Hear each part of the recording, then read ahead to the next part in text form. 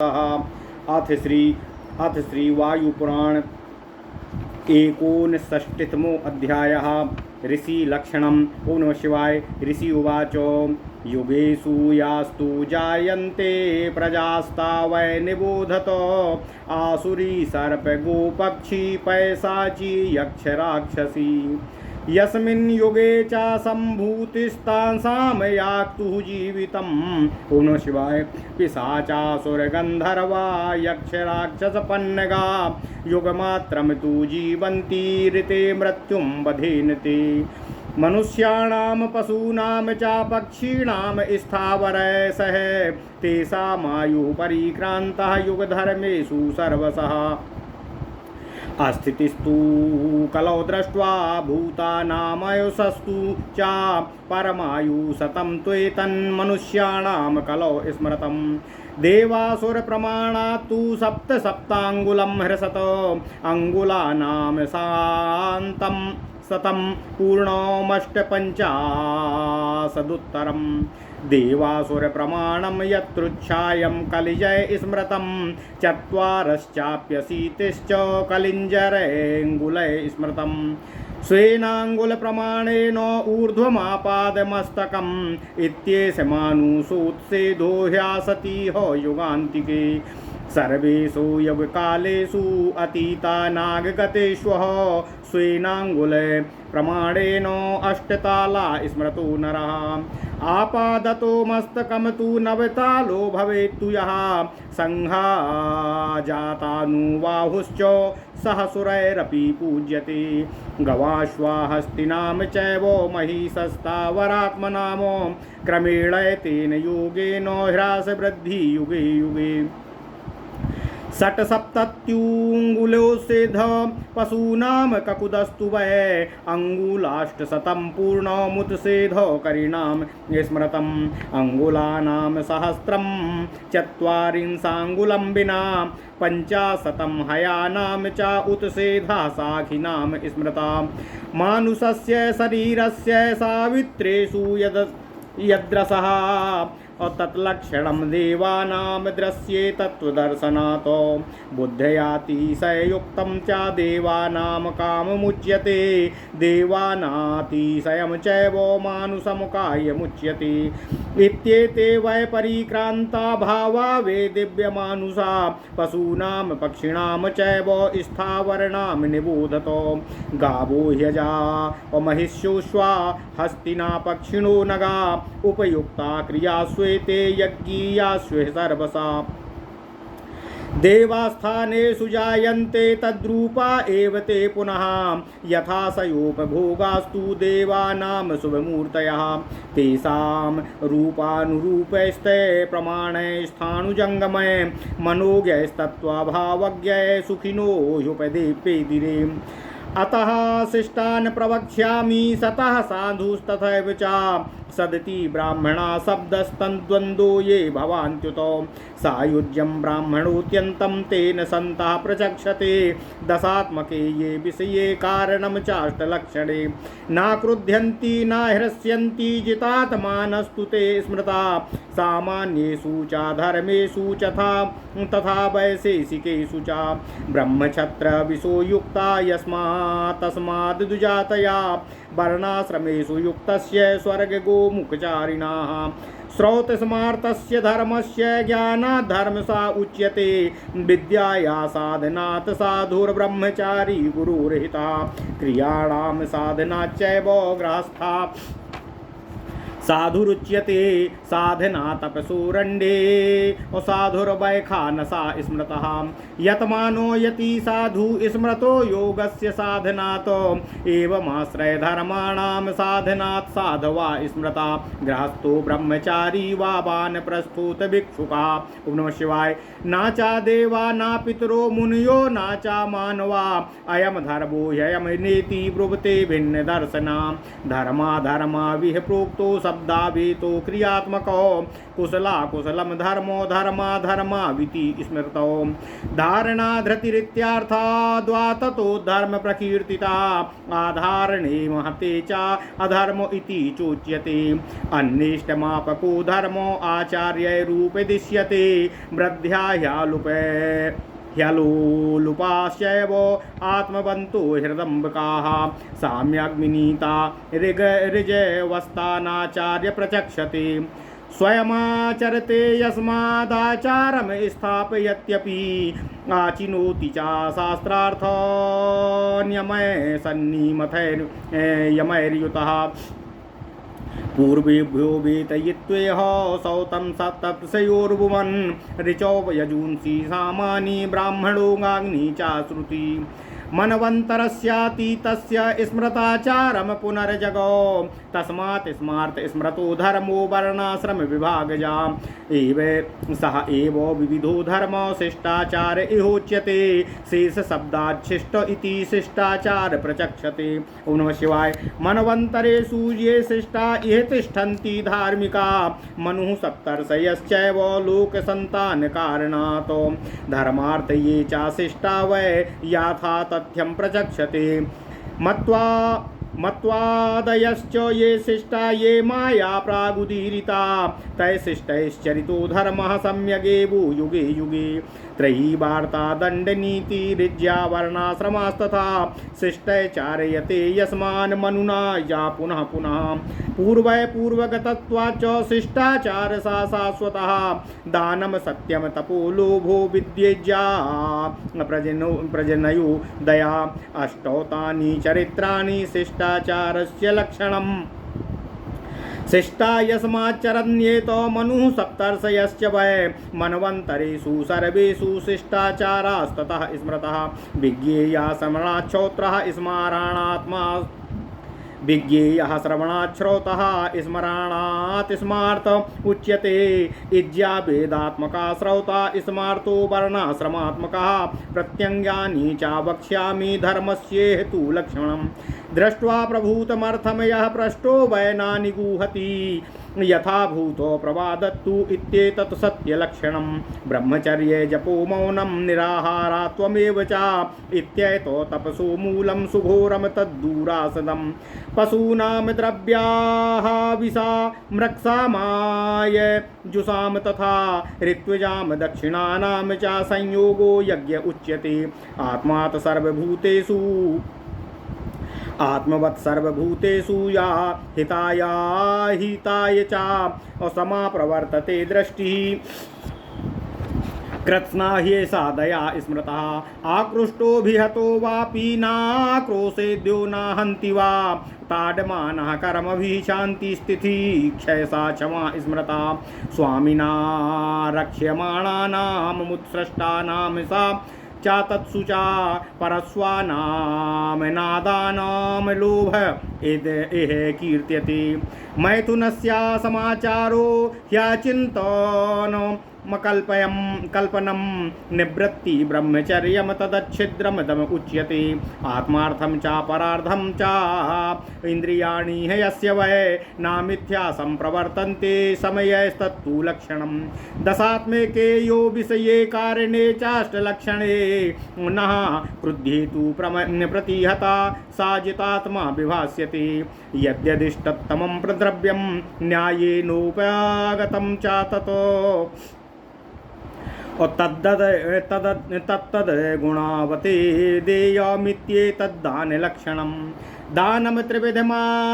दानं त्रिविधमित्येतत् कनिष्ठज्येष्ठमध्यमं तत्र न श्रेयसमज्येष्ठं कनिष्ठं स्वार्थसिद्धये करुणान्द्यात् सर्वभूतेभ्यः सुविभागस्तु बन्धुषु श्रुति स्मृतिभ्यां विहितो धर्मो वर्णाश्रमात्मकः शिष्टाचाराद् विरुद्धः धर्मो सत्याधुसङ्गतः अप्रदेशो ह्यनिष्टेषु तथेष्टानोऽभिनन्दनम् अप्रीतिताप विषादेभ्यो अविनिवृत्तिर्विरक्तताः संन्यासः कर्मणो न्यासा कृता नाम कृतयसः कुशला कुशलानां च प्रहाणं त्याग उच्यते अव्यक्ताद्यो विशेषाच्च विकारोऽस्मिन् चेतने चेतना चेतना त्यक्त्वा विज्ञानं ज्ञानमुच्यते प्रत्यज्ञानं तु धर्मस्य इत्ये लक्षणं स्मृतं ऋषिभिर्धर्मो तत्त्वज्ञ पूर्वे स्वायंभुवेन्तरे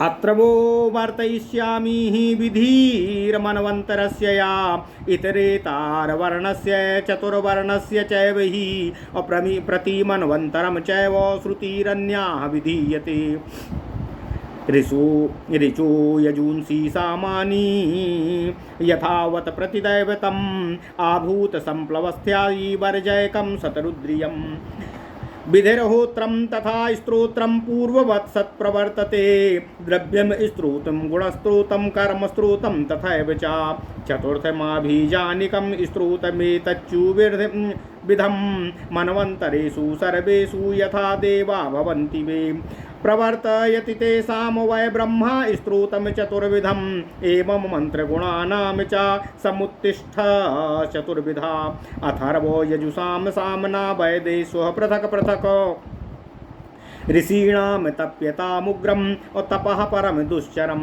मंत्रा प्रादुर्बहु बभूवुर्हि अपूर्वमन्वन्तरेष्वः परितोषाद्भयाद्युः खात् सुखात् शोकाच्च पञ्चधा ऋषीणां तपः कार्थेन दर्शनेन यदृच्छया ऋषीणां यद्विषं यद्राशित्वमहि तद्वक्ष्यामि तत्क्षणे अतीतानां गतानां च पञ्चधा ऋषिरुच्यते अत्र स्वशीणां वक्ष्यामि अहर्षस्य च समुद्भवं गुणसाम्ये वर्तमाने सर्वप्रलम्बये तदा अतिचारे तु देवानामतिशेषो अतिदेशो तयोर्यथा अबुद्धिपूर्वकं तद्वै चेतनार्थ प्रवर्तते तेन ह्या बुद्धिपूर्वं तच्चेततेन ह्यधिष्ठितं वर्तते च यथा तौ तु यथा मत्स्योदके उभौ चेतनाधिष्ठिते सत्वं प्रवर्तति गुणात्मना कारणत्वात् तथा कार्या तदा तस्य प्रवर्तते विषये विषयित्वा च ह्याथोर्चित्वात् तथैव च कालेन प्रपणीयेन भेदास्तु कारणात्मका असंसिध्यन्ति तदा व्यक्ताः क्रमेण महदादयः अमहतश्चाप्यहङ्कारास्तस्मात् भूतेन्द्रियाणि च अभूतभेदास्तु भेदेभ्यो जग्गिरेते परस्परं संसिद्धिकारणं कार्यं सद्य एव विवर्तते यथोल्मुल्कस्तु पुनूर्ध्वमेककालं प्रवर्तते तथा विव्रत्य क्षेत्रज्ञः कालनैकेन कर्मणा यथान्धकारे खद्योता सहसा संप्रदस्यते तथा विव्रतो हव्यक्तात् खद्योतो इव चाल्वणाः सा महान् शरीरस्तु यत्रैवाग्रे व्यवस्थिता तत्रैव संस्थितो विद्वान् द्वारशाला मुखे स्थितः महांस्तु तमसः पारे वैलक्षण्याद्विभास्यते तत्रैव संस्थिते विद्वांस्तस्तम तमसोऽन्तो इति श्रुतः बुद्धिर्विवर्तमानस्य प्रादुर्भूता चतुर्विधा ज्ञानं वैराग्यमैश्वर्यं धर्मश्चेति चतुष्टयं संसिद्धिकान्यतथैनानि सुप्रतीकानि तस्य वै महता सा शरीरस्य वैवर्त्यात् सिद्धिरुच्यते अत्र सीते च यत्पुर्यां क्षेत्रज्ञानमथापि वा पुरी सत्त्वाच्च पुरुषः क्षेत्रज्ञानात् समुच्यते क्षेत्रज्ञः क्षेत्रविज्ञानाद् भगवान् मतिरुच्यते यस्मात् बुद्ध्यानुसेते सः तस्मात् बोधात्मकः सा वै संसिद्ध्यये परिगतं व्यक्ता व्यक्तं चेतनम् ओम नमः शिवाय एवं निवृत्ति क्षेत्रज्ञाः क्षेत्रज्ञेनाभिसंहिता क्षेत्रज्ञेन परिज्ञातो भोग्योऽयं विषयस्त्वितिः ऋषित्येषो गतौ धातु श्रुतौ सत्ये तथपस्तथा एतत् सन्नीयतस्तस्मिन् ब्रह्मणा सा ऋषि स्मृतः निवृत्ति समकालम तु बुद्ध्या व्यक्तम ऋषि स्वयं परम ही ऋषते यस्मात् परमर्षिता ततः स्मृतः गत्यार्थाद्रस्य गेदार्था तु नामा निवृत्तिरदिता यस्मात् देश स्वयं भूतस्तस्माच्च ऋषिता स्मृतः ईश्वरः स्वयं भूता मानसा ब्रह्मणा सुता यस्मान् हन्यते मानैर्महान् परिगता पुरा यस्माद्रसन्ति ये धीरा महन्तं सर्वतो गुणे तस्मान् महर्षया प्रोक्ता बुद्धे परमदर्शिना ईश्वराणां शुभास्तेषां मानसा और साचिदिते अहंकारं तपश्चैव त्यक्त्वा च ऋषितां गता तस्मात् तु ऋषयस्ते वै भूतादौ तत्त्वदर्शना ऋषिपुत्रा ऋषिकास्तु मैथुनाद् गर्भसम्भवा तन्मात्राणि च सत्यं च ऋषन्ते ते महोजसा सप्तर्षयस्तस्ते वै परमाः सत्यदर्शना ऋषीणां च सुतास्ते तु विज्ञेया ऋषिपुत्रका ऋषन्ति वै श्रुतं तस्माद्विशेषां चैव तत्त्वता तस्मात् सुतर्षतयास्तेऽपि श्रुतस्य परिदर्शनातो अव्यक्तात्मा महात्मा चाहंकारात्मा तथैव च भूतात्मा चेन्द्रियात्मा च तेषां तज्ज्ञानमुच्यते। ओम नमः शिवाय। इत्येषा ऋषिजातिस्तु नामभि पंच वै शृणु अभ्रगुरमरीचिरेत्रिश्च अंगिरा पुलहा क्रतु मनुर्दक्षो वसिष्ठश्च पुलस्त्यश्चेति ते दशा ब्रह्मणे मानसा हेतो उद्भूता स्वयमीश्वरा प्रवर्ततो ऋषिर्यस्मान् महांस्तस्मान् महर्षया ईश्वराणां सुतस्त्वेतो ऋषयस्तान् निबोधतो। ओम नमः शिवाय। काव्यो बृहस्पतिश्चैव कश्यपश्चोऽस्य नास्तथा उतथ्यो वामदेवस्य अज्योज्यश्चौसीजस्तथा कर्दमो विश्रवा शक्तिर्बालखिल्यस्तथा धरा इत्येषो ऋषयः प्रोक्ता ज्ञानतो ऋषितां गतः ऋषिपुत्रो नृषिकांस्तु गर्भोत्पन्नान्निबोधतो वत्सरो नग्रहुश्चैव भरद्वाजास्तथैव च बृहदुत्थः शरद्वांसो अगस्त्याश्चौसीजस्तथा ऋषिर्दीर्घोतमाश्चैव बृहदुक्थो शरद्वतः वाजस्रवासुवित्तश्च सुभागवेशपरायणा दधीचः शङ्खमाश्चैव राजा वैश्रवणस्तथा इत्येषो ऋषिका प्रोक्तास्ते सत्यादृशितां गतः ईश्वरा ऋषिकाश्चैव ये चान्ये वै तथा स्मृता एते मन्त्रकृता सर्वे कृत्स्नशस्तान् निबोधतो भृगुकाव्याः प्रचेतास्तु दधीचो ह्यात्मवानपि और बोथो जन्मदग्निश्च विदः सारस्वतस्तथा अद्विषेणो ह्यरूपाश्च अभीतहव्यः सुधे सुमेधसः वैन्यः पृथुर्दिवोदासः पश्यास्योग्रतसमान्नभा एकोनविंशदित्येत ऋषियो मन्त्रवादिना अंगिरा वेदसश्चैव भरद्वाजोऽथ वास्कली तथा मृतस्तथा गार्ग्यः सेनी संहृतिरेव च पुरुकृत्सोऽथ मान्धाता अम्बरीषस्तथैव च युवनाश्च पुरुकुत्सस्रदस्युमानम् आहार्योऽथाजमीढश्च ऋषिभो बलिरेव च अपृथग्दिस्वो विरूपश्च कण्डश्चैवाथ मुद्गलः उतथ्यश्च भरद्वाजास्तथा बाजस्रवा अपि आप्याप्यश्च सुवित्तिश्च वामदेवास्तथैव च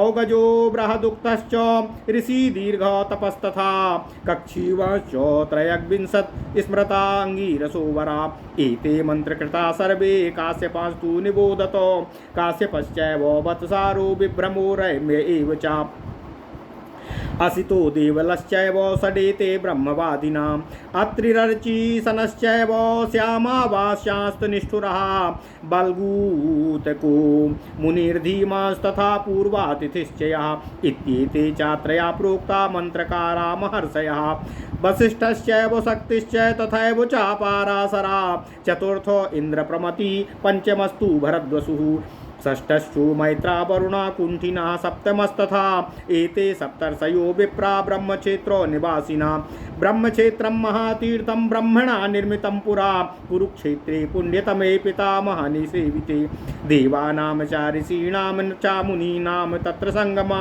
ब्रह्मणा चाकृतं प्रश्नं क्वा दृष्ट्वा वायुदेवता ऋषिगणैस्तथा प्रोक्तं न दृष्टो वायुदेवता इति चिन्तयतां तेषा मनुमात्रस्तु दृष्टवानो दृष्टं पुरं च तत्रासीद्वायुर्नाम्ना पुरं परम् अष्टादशसहस्राणि द्विजा संस्थापितास्तथा शूद्रास्तथा द्विगुणास्तत्र स्थापिता मातरिश्वनां तानुवाचो ततो देवो मातरिश्वा महाविभू यूयं मद्भक्तिकर्तारो मन्नाम्ना ख्यातिमाप्नुथा द्वयं दूतं नु प्रत्येकं द्विजानो भजते भो द्विजाः भवतां तु भविष्यन्ति गोत्रा ह्येकादशैव हि अविवाह कालो भीमतश्चत्वारस्वनपनादराः तत्रोककोत्साही हस्तास्तु रक्ष्या सुबलिनो नरा तत्र स्नानं न पश्यन्ति यथान्ये सा विधि शुभा गोत्रजायाश्च नैवेद्यं तथा कार्यं पृथक् पृथक् चतस्त्र भोगतास्तत्र कर्युः कुण्डनमादरात् एवमेषो कुलाचारो भवतां कथिता क्रियान् मज्जनेन चावापीयं भवज्वर विनाशिनी अस्यां नान्याधिकारोऽस्ति मज्जने मर्त्यपुङ्गवा षट् स्थानानि चामन्नाम्नां दृष्ट्वा भूतो भवेन्नरा तत्तीर्थं भुवि विख्यातं हन्युमन्यत्र जीविता तत्र वै स्थापिता विप्रा वायुना ब्रह्मवादिना देवत्रयाणामादेशात् धर्म संरक्षणाय च यत्र रुद्रा स्थिराश्च सिद्दिक्षु सर्वासु मूर्तिमानो बाडादित्यस्य देवेशो स्थापितो वायुना तदा कामदा सर्वदा सूर्यो प्रभुरीशा प्रतापवानो सहस्रकर संयुक्ता सर्वायुध विभूषिता रत्ना देवी युता श्रीमास्तखा धारास्त्रमीयसा सूर्यकुंडम च तत्रासीद ब्रह्मकुंडमता परम रुद्रकुंडम हरेकुंडमेतत् कुंड चतुष्टयम् नवदुर्गा स्थितास्तत्र क्षेत्र संरक्षणाय च हरिद्वयं त्रिगुण्डेश्यं तथा यज्ञचतुष्टयम् विवाह व्रतचूडासु करं तेषां प्रदीयते आचारा विविधा प्रोक्ता अबाडवानां प्रयत्नतः तावन्तो द्विगुणा शूद्रा यावन्तो ब्रह्मणा स्मृताः कुसरूपा द्विजा पूर्वं मूर्तिमन्तस्ततः स्थिता मन्त्रैर्मन्त्रविदा श्रेष्ठो कृता वै शास्त्रकोविदय वापी कूपतडागानि देवतायतनानि च नमः शिवाय धर्मशालापि बहुला वायुस्थाने महापुरे रत्नावती स्वर्गमयी गंगा चामृतवाहिनी जलोद्रसद्वती नामो महापातकनाशिनी वायुना स्थापितां हेतच्छासनं पापनाशनम् सुवन्दनं वनं तत्र रम्यं राजर्षिसेवितम् एतत् स्थानं मया प्रोक्तं सर्वेषां च समासतः निरूपस्माश्च ते विप्रा वायुना स्थापिताश्च ये उपमा चैव देवेशी विधेया ब्रह्मणस्य तु सुद्युम्नाश्चाष्टमश्चैव नवमोऽथो बृहस्पति दशमस्तु भरद्वाजो मन्त्रब्राह्मणकारकः एते चैव हि कर्तारो विधर्माध्वंसकारिणां लक्षणं ब्रह्माणश्चैतिद्वितहं सर्वनाशास्विनं हेतुरहिते स्मृतो धातोरयन्निहत्युपितं दितं परे अथवार्थ परिप्राप्नोर्हि नोतेर्गति कर्मणः तथा निर्वचनं ब्रूयाद्वाक्यार्था स्वायधारणं निन्दां तामाहुराचार्यं यद्योसा निद्यते वचः प्रापूर्वाञ्छत् तेर्धातो प्रशंसा गुणवत्तया इदं त्वदिमिदं नेदमित्या निश्चित्य संशयः इदमेव विधातव्याभिमित्ययं विधिरुच्यते अन्यस्य चोक्तस्त्वाद् बुद्धा पराकृति स्मृतः यो हन्त्यन्तपुरोक्तश्च पुरा कल्पसा उच्यते पुरा विक्रान्तवाचित्वात् पुरा कल्पस्य कल्पना मंत्रब्राह्मणकल्पस्तु निगमय शुद्धविस्तरः अनिश्चित्य कृतामाहुर्व्यावधारान् कल्पनामो यदा हि तं तथा तद्वै इदं वापि तथैव ततो इत्येषो हि प्रदिशोऽयं दशमो ब्रह्मणस्य तु इत्येतद् ब्रह्मणस्यादौ विहितं लक्षणं बुधे तस्य तद्वृत्तिरुद्दिश्य व्याख्याप्यानुपदं द्विजय मन्त्राणां कल्पनं चैव विधिद्रष्टेषु कर्मसु मन्त्रो मन्त्रयतेर्धातोर्ब्रह्मणो ब्रह्मणो वनातो अल्पाक्षरम संदिग्धम असावरद्विश्वतो मुखम अस्तो अभमान वद्यम च सूत्रम सूत्रविदो विदुः। ओम नमः शिवाय, ओम नमः शिवाय, ओम नमः शिवाय, ओम नमः शिवाय। ओम नमो भगवते वासुदेवाय। ओम देवकी सुत गोविंद वासुदेव जगतपते देहि मे तनियम कृष्ण त्वाम अहम शरणम गतः।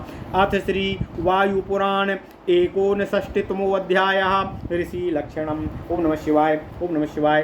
सूत जी ने कहा, हे ऋषियों, प्रत्येक युग में उत्पन्न होने वाली प्रजाओं का विवरण अब मैं आपसे कर रहा हूँ। असुर, सर्प, गौ, पक्षी, पिशाच तथा राक्षस आदि जिन गुणों में जन्म लेकर जितने दिन जीवित रहते हैं उसका वर्णन मैं कर रहा हूँ। पिशाच, असुर, गंधर्व, यक्ष, राक्षस तथा सर्प इन प्राणियों का यदि वध न किया जाए तो ये पूरे युग तक जीवित रह सकते हैं। मनुष्य, पशु, पक्षी तथा स्थावर प्राणियों की आयु प्रत्येक युग में उनके युग धर्म के अनुसार होती है, किंतु कलिकाल में प्राणियों की आयु में अस्थिरता दिखाई पड़ती है। कलयुग में मनुष्यों की परमायु 100 वर्ष कही गई है। देवता तथा असुरों की ऊंचाई के प्रमाण से मनुष्यों की ऊंचाई 7-7 अंगुल कम होती है।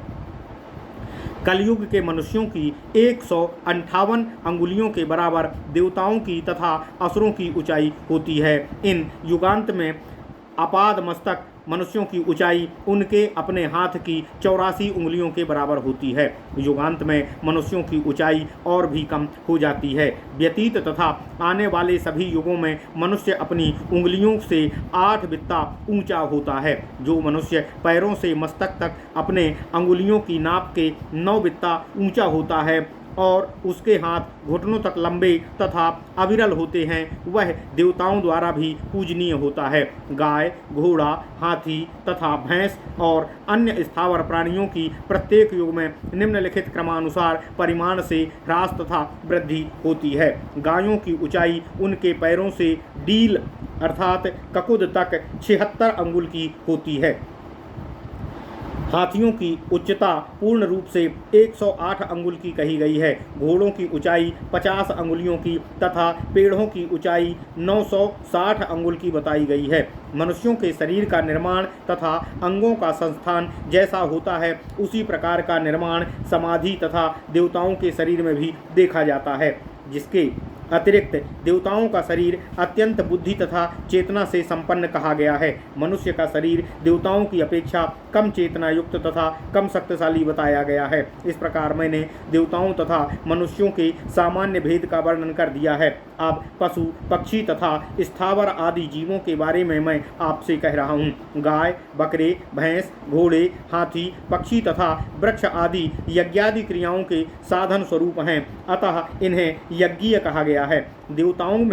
देवताओं को अत्यंत प्रिय ये जीव अतिशय मनोहर उसी स्वरूप में देवताओं के निवास स्थान में उत्पन्न होते हैं। उनका देवताओं द्वारा पुनः उपभोग होता है। ये जीवगण स्थावर तथा जंगमों के ऊपर कहे गए प्रमाणों के अनुसार उन्हीं सुंदर स्वरूप को धारण कर सुख का तात्विक अनुभव करते हैं।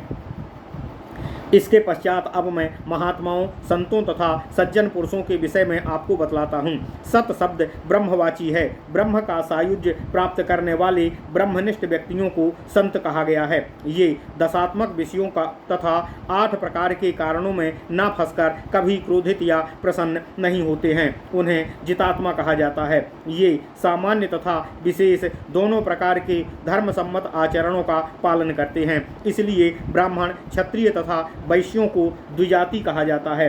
वर्णाश्रम धर्म युक्त स्वर्ग की प्राप्ति कराने वाला श्रौत तथा स्मार्त धर्म के ज्ञान को ही वास्तविक धर्म कहा जाता है। गुरु का हित साधक, ब्रह्मचर्य व्रतधारी, विद्या साधन में लीन विद्यार्थी ही साधु कहलाता है। सत्कर्मों में संलग्न गृहस्थ को भी साधु कहा जाता है। भयंकर वन में तपस्या साधन करने में लगे व्यक्ति को वैखानस साधु कहते हैं। वर्णाश्रम धर्म परायण तथा स्वधर्म में स्थिर रहने वाले गृहस्थ, विद्याभ्यासी, ब्रह्मचारी, विद्यार्थी तथा वानप्रस्थी भिक्षुक हों, वे सभी साधु कहे जाते हैं। अतः देवता, पितर, ऋषियों अथवा मनुष्यों में से कोई भी मत भिन्नता के कारण यह धर्म है, यह अधर्म है, ऐसा निर्णय नहीं कर सकता। धर्म तथा अधर्म ये दोनों शब्द आचरण के ही कारण उत्पन्न हुए हैं। कुशल अर्थात हितकारी तथा अकुशल अर्थात अहितकारी कर्म ही धर्म तथा अधर्म के नाम से प्रसिद्ध हैं। धर्म शब्द की उत्पत्ति धारणार्थक ध्री धातु से होती है, जो धारण करने के अयोग्य है तथा जिस आचरण से महत्व अर्थात श्रेष्ठता की प्राप्ति नहीं होती है उसे अधर्म कहा जाता है। इसी तरह जिस आचरण से इष्ट की सिद्धि हो उसे आचार्यगण धर्म कहते हैं।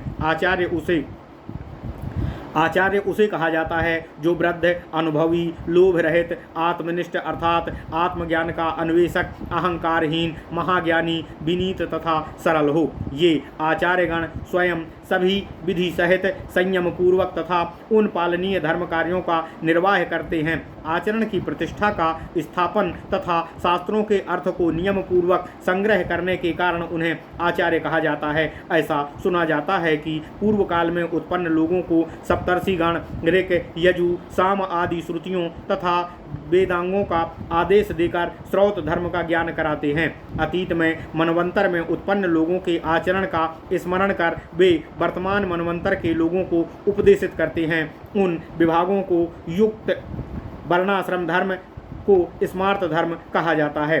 श्रौत तथा स्मार्त ये 2 प्रकार के धर्म शिष्टाचार के नाम से प्रसिद्ध हैं। शिष्ट शब्द की उत्पत्ति शेष शब्द से होती है तथा शिष्ट जनों के आचरण को शिष्टाचार कहा जाता है। मनवंतरों के अंत होते समय मनु तथा सप्तर्षियों आदि धार्मिक जनों की प्रभुता जगत में प्रजाओं की उत्पत्ति तथा धर्म की स्थापना के हेतु शेष रहती है, उसे ही वास्तव में शिष्ट कहा जाता है। पूर्व में मैंने जिन मनु आदि महापुरुषों का वर्णन किया है उनके द्वारा प्रत्येक युग में किए गए उत्तम आचरण ही श्रौत तथा स्मार्त धर्म के नाम से विख्यात हैं।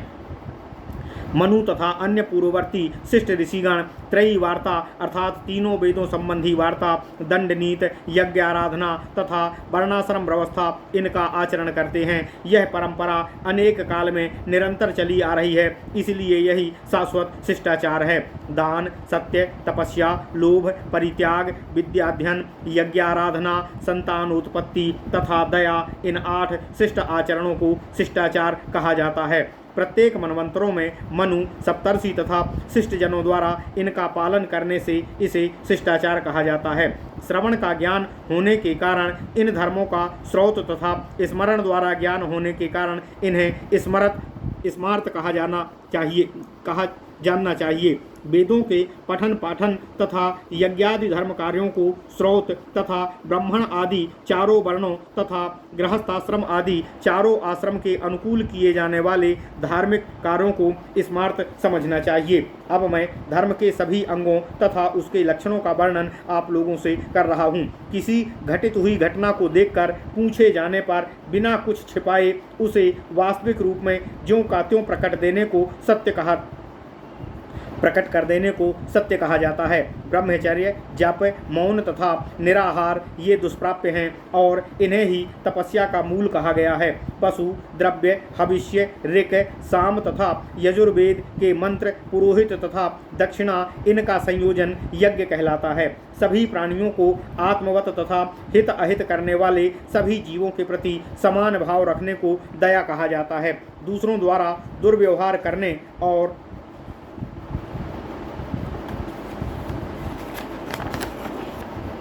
आघात पहुंचाने पर भी उसका प्रतिकार न करते हुए मन, वचन तथा कर्म द्वारा उसे सहन कर लेने को क्षमा कहा जाता है। असावधानी पूर्वक उसके स्वामी द्वारा रखी वस्तु को अथवा दूसरे की गिरी हुई या कहीं पड़ी हुई वस्तु को ग्रहण न करना निर्लोभता कहलाता है। मैथुन कर्म का परित्याग तथा मन में भी उसकी कल्पना या विचार न करना तथा भोग विलास की सभी अन्य वस्तुओं का पूर्ण रूप से परित्याग करने को ब्रह्मचर्य कहा गया है और उस पर दृढ़ रहने को दम कहा गया है। स्वयं के लिए अथवा किसी अन्य के लिए भी इंद्रियों का असत्य विषयों में लिप्त न होने को साम कहा गया है। इस प्रकार 10 प्रकार के इंद्रिय विषयों को तथा 8 प्रकार के लक्षणों में बंधकर या प्रतिहत होने पर भी क्रोध न प्रकट करने वाले को जितात्मा कहा जाता है।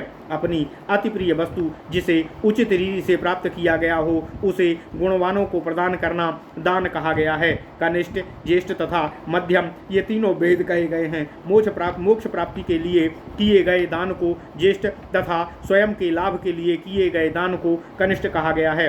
सभी प्राणियों तथा बंधु बांधवों को दयापूर्वक दिया गया दान मध्यम दान कहलाता है। वेद तथा स्मृति सम्मत वर्णाश्रम विषयक शिष्टाचार के अनुसार तथा सज्जनों एवं साधु पुरुषों द्वारा पालित सत्कर्म को धर्म कहा गया है। अहितकर विषयों तथा वस्तुओं से शत्रुता, अभिलषित की प्राप्ति तथा प्रसन्नता का न होना, आनंद, संताप तथा दुखों से पूरी तरह मुक्ति प्राप्त कर लेना वैरागियों का धर्म होता है। अपने कृत या अकृत सभी कर्मों तथा उसके शुभाशुभ परिणामों का संपूर्ण रूप से परित्याग को त्याग कहा जाता है। अव्यक्त एवं अविशेष द्वारा अचेतन में उत्पन्न चेतनात्मक विकार से चेतन, अचेतन तथा अनन्यत्व के विशिष्ट ज्ञान को ही वास्तविक ज्ञान कहा जाता है। धर्म तत्वज्ञ ऋषियों ने पूर्व स्वयंभू मनवंतर में धर्म के सभी अंगों के यही लक्षण बताए थे। इसके पश्चात अब मैं मनवंतरों की विधि तथा चारों वर्णों के परस्पर व्यवहार का वर्णन आपसे कर रहा हूँ। सभी श्रुतियों का प्रत्येक मनवंतर में अलग अलग तरह का विधान होता है। शतरुद्रीय के अतिरिक्त ऋक, यजु, साम, देवगण, स्त्रोत, विधि तथा हवन ये सब पूर्व की भांति ही प्रवर्तित होते हैं। द्रव्य स्त्रोत, गुण स्त्रोत, कर्म स्त्रोत तथा अभिजनिक स्त्रोतों के ये 4 प्रकार कहे गए हैं। प्रत्येक मनवंतर में स्थित देवगणों के अनुरूप भगवान ब्रह्मा इन 4 प्रकार के स्त्रोतों का विधान करते हैं। इस तरह अथर्व, यजु तथा साम वेद में अलग अलग गुणों से भय, दुख, सुख तथा शोक ये 5 कारणों से सभी मंत्रों की उत्पत्ति हुई है। इसके पश्चात अब मैं भूत तथा भविष्य में ऋषियों के ऋषित्व के लक्षणों का वर्णन कर रहा हूँ। ऋषियों को 5 प्रकार का बताया गया है। उन ऋषियों के ऋषि संबंधित धर्म की उत्पत्ति का वर्णन कर रहा हूँ। प्रलय काल में सबका अंत हो जाने पर भी 3 गुणों में एक रूपता हो जाती है तथा देवता का अस्तित्व भी ज्ञात नहीं होता है और तब वे एक ही रूप में समाहित हो जाते हैं तथा उस प्रधान तत्व के बिना बुद्धि के प्रयोग के ही चेतन की उत्पत्ति हो जाती है। जिस प्रकार मछली तथा उसका आवास जल एक ही तरह रहते हुए अलग अलग हैं, उसी तरह प्रधान तथा अप्रधान तत्व एक ही रूप में स्थित है। इस तरह चेतना में विद्यमान प्रधान तत्व में गुणों की विभिन्नता होती है और उसके कारण कार्य की प्रवृत्ति होती है। विषय के कारण विषयित्व तथा अर्थ के कारण अर्थित्व के काल के द्वारा क्रमानुसार महदादि को व्यक्त होने का अवसर प्राप्त होता है। उस महातत्व में अहंकार की और अहंकार में पंच तन्मात्रा की उत्पत्ति होती है। फिर उस पंच तन्मात्रा से स्थूल पंचभूतों का उद्भव होता है। स्वतः कार्य पूर्णता के कारण शीघ्र ही कार्य रूप में परिवर्तित हो जाता है। जलती हुई लकड़ी जिस प्रकार ऊपर से नीचे गिरती हुई एक साथ चारों ओर प्रकाश फैला देती है, उसी प्रकार काल धर्म द्वारा क्षेत्रज्ञ परिवर्तित होकर एक ही समय में सर्वत्र फैल जाता है। घने अंधकार में जुगनू की चमक की भांति अव्यक्त के महतत्व का बदलाव अति शीघ्र दिखाई पड़ता है। वह महान शरीर युक्त जहाँ पूर्व में व्यवस्थित था, वहीं पर संपूर्ण ज्ञान के आधार स्वरूप वह द्वारशाला में भी स्थित रहता है। वह महान उस घोर अंधकार के पार स्थित रहकर अपनी विलक्षण ज्योति के फलस्वरूप इस प्रकार प्रकट होता है। उस संपूर्ण ज्ञान के आधार महान की स्थिति यहाँ अंधकार के अंत स्थान पर है, ऐसा वेदों में कहा गया है। महान के भ्रमित होने पर ज्ञान, वैराग्य, ऐश्वर्य तथा धर्म इन 4 प्रकार की बुद्धि की उत्पत्ति होती है। वह बुद्धि स्वाभाविक तथा सबसे अधिक प्रभावयुक्त होती है।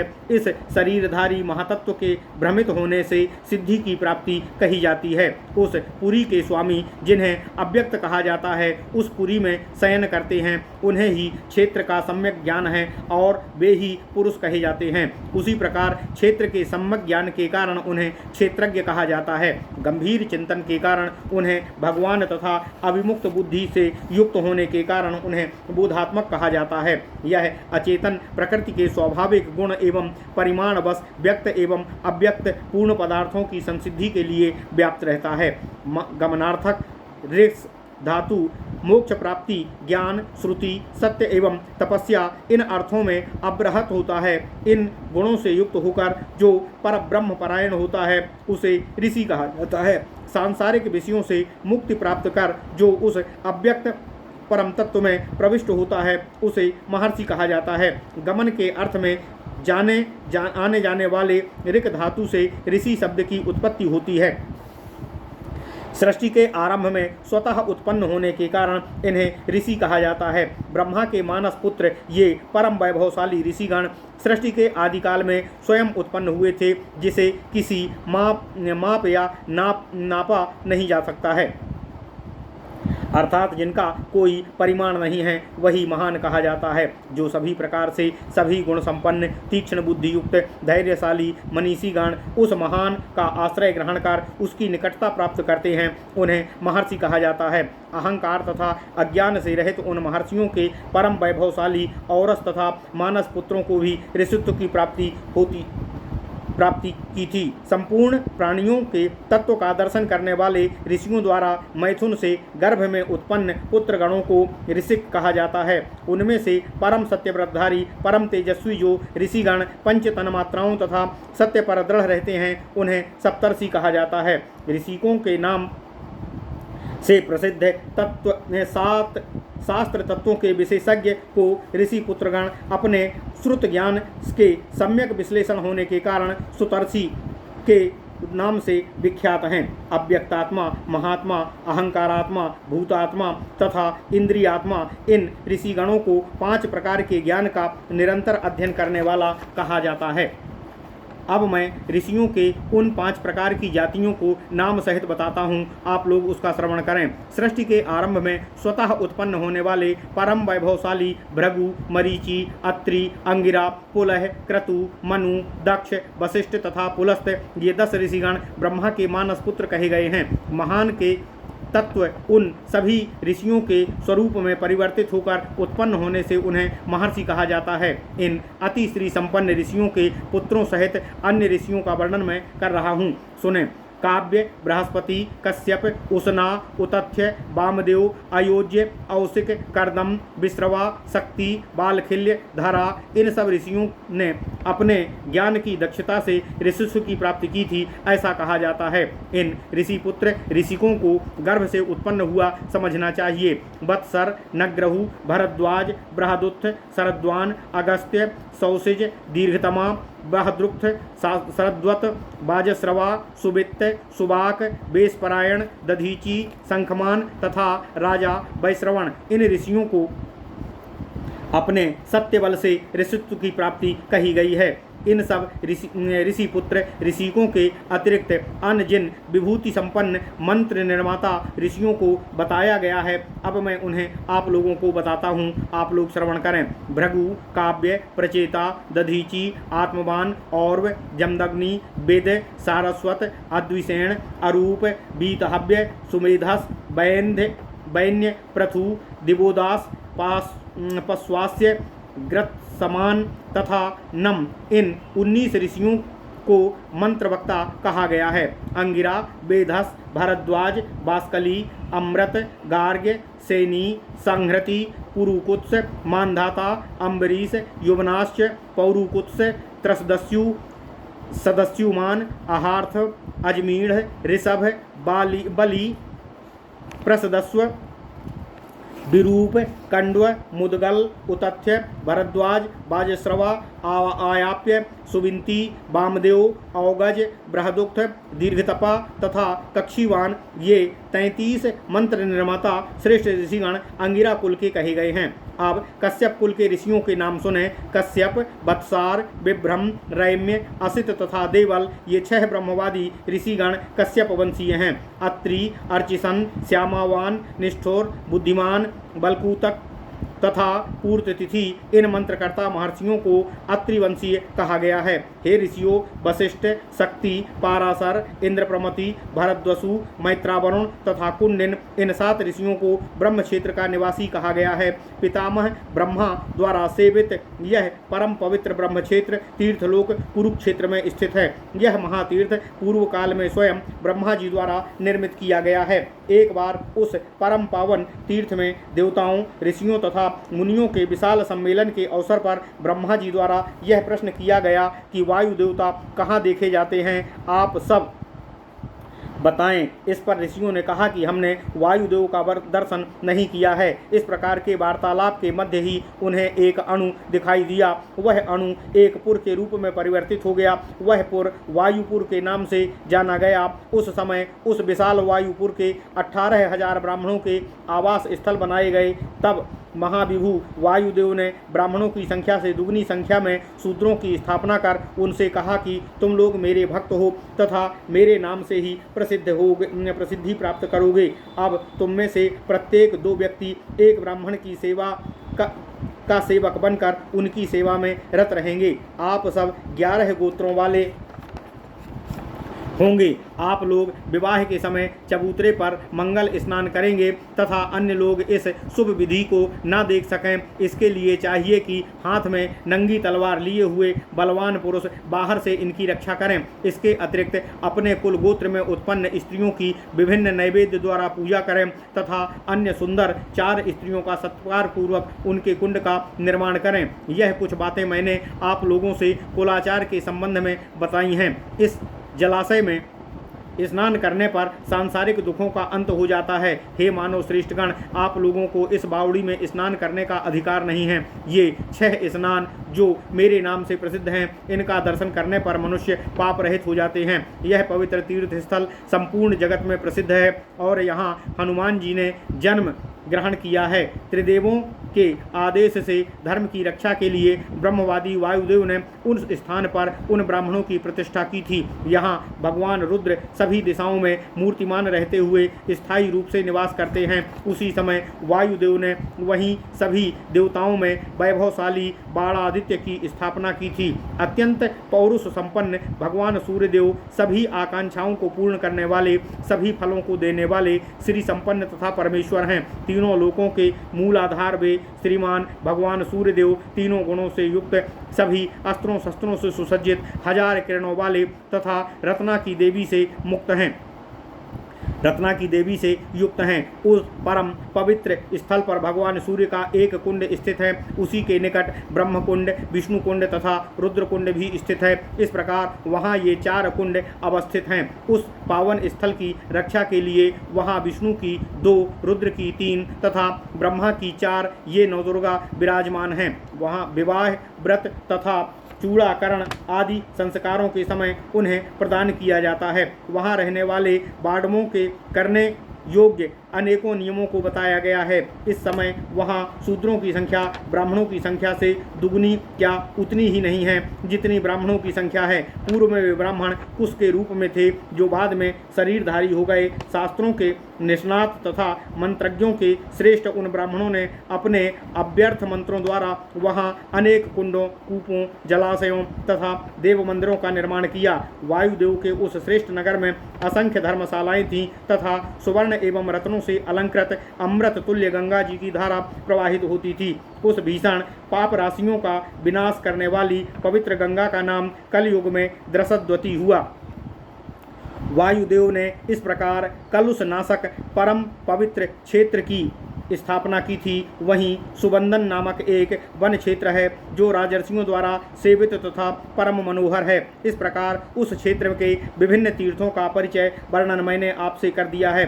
हे देवेश्वरों, वायुदेव द्वारा प्रतिष्ठित उन ब्राह्मणों की समता अन्य किसी से भी नहीं की जा सकती है, क्योंकि उन अनुपमेय ब्राह्मणों की समता उन्हीं से की जा सकती है, किसी अन्य से नहीं। मंत्र निर्माण करने वाले ऋषियों में सुद्युम्न 8वें, बृहस्पति 9वें, भरद्वाज 10वें ऋषि हैं। ये सब मंत्र एवं ब्राह्मणों के रचनाकार तथा अधर्म को नष्ट करने वाले शास्त्र ज्ञाता विद्वानों द्वारा ब्राह्मणों के यही लक्षण कहे गए हैं। हेतु शब्द की निष्पत्ति ही धातु से होती है, जो अन्य के विचारों का विरोध अथवा खंडन करता है। इसी प्रकार गमन करने के अर्थ में भी हेतु शब्द की उत्पत्ति ही धातु से होती है, जिसके द्वारा दूसरों के विचारों में दोषारोपण कर अपने मत को स्थिर करना है। आचार्यों ने अन्य के दोष को दिखाकर उनके शब्दों की निंदा करने को निंदा कहा है। प्रा उपसर्ग से युक्त प्रशंस धातु की प्रशंसा शब्द निर्मित होता है, जिसका अर्थ श्रेष्ठता को प्रदर्शित करना है। कोई वस्तु यह है अथवा यह नहीं है, इस प्रकार के अनिश्चय भाव को संशय कहा जाता है। इसी तरह यही करना चाहिए, इस प्रकार के निश्चय भाव को विधि कहा जाता है। किसी अन्य के द्वारा इस प्रकार कहे जाने पर विद्वान उसे परकृति कहते हैं। अत्यधिक पूर्व काल में घटित को पुराकल्प कहते हैं। प्राचीन के अर्थ का सूचक पुरा से पुराकल्प की उत्पत्ति हुई है। पुराकल्प में हुई घटनाओं को मंत्र, ब्राह्मण, कल्प नियम द्वारा शुद्ध तथा विस्तृत रूप में निश्चित नहीं किया जा सकता है। उसकी केवल अनिश्चय भाव से ही निश्चय होने की कल्पना की जा सकती है। अतः वर्तमान काल में घटित होने वाली घटनाओं के समान ही पूर्व काल की घटनाओं को माना गया है। अर्थात जैसा पूर्व कल्प था ठीक वैसा उसी प्रकार वर्तमान कल्प भी है। उसे ब्राह्मणों का 10वां उपदेश कहा गया है। प्राचीन काल में इसे ही विद्वानों ने ब्राह्मणों के लक्षण कहा है। बाद में ब्राह्मणों ने भी इसे अपनी जीविका के रूप में स्वीकार किया। तत्पश्चात उन्हीं ब्राह्मणों ने विधि विधान द्वारा किए गए कर्मों में मंत्रों की कल्पना की। मंत्र धातु से मंत्र शब्द की उत्पत्ति होती है। ब्रह्मा के आदेशानुसार कर्म करने के कारण इन्हें ब्राह्मण का नाम दिया गया। संदेह, दोष तथा अनावश्यक आडंबर से रहित अति संक्षेप में विस्तृत सार को प्रकट करने वाले वाक्य को सूत्र वेत्ताओं ने सूत्र कहा है। ओम नमः शिवाय। इति श्री वायु महापुराणे वायु प्रोक्ते ऋषि लक्षणम नाम 59तमो अध्यायः। इस प्रकार श्री वायु महापुराण का ऋषि लक्षण नामक 59वां अध्याय पूर्ण हुआ। ओम नमः शिवाय, ओम नमः शिवाय, ओम नमः शिवाय। ओम नमो भगवते वासुदेवाय। ओम देवकी सुत गोविंद वासुदेव जगतपते देहि में तनियम कृष्ण त्वाम अहम शरणम गतः।